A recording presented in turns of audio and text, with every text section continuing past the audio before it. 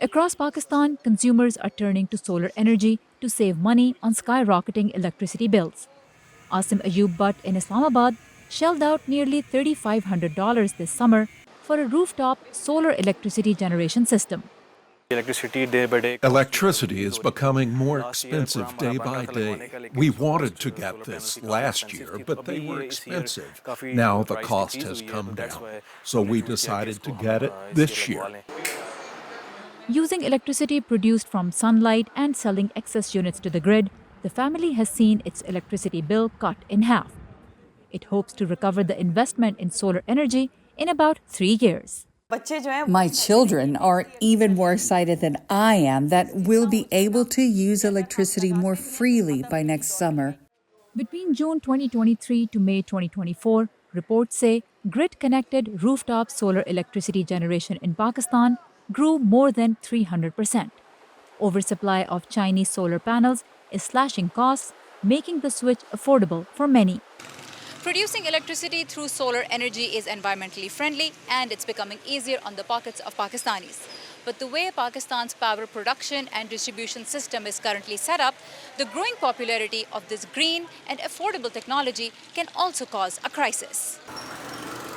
Pakistan is struggling to pay billions in debt to companies that built power plants, many Chinese.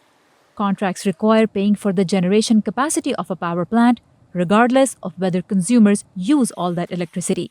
Yes, we are in a catch-22 situation where as many people who get off the grid, the capacity payments is actually shared by a much lesser number of users who stay on the grid. This means bigger bills for the poor and more trouble for the grid. As battery prices come down and electricity tariffs go up, everybody would want to invest in batteries and go completely off the grid.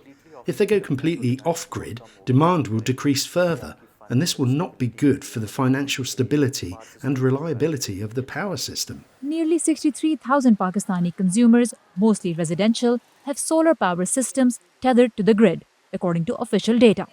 That number is expected to grow exponentially. The government is not discouraging the switch to solar energy, but it hopes to save the grid. We're really looking at the industrial sector to be able to give us that push in the demand that we're expected to have. Domestic consumers like the Butt family see no turning back. This trend will continue. Those who can afford it are moving to this system. Those who can't, the government should do something for them.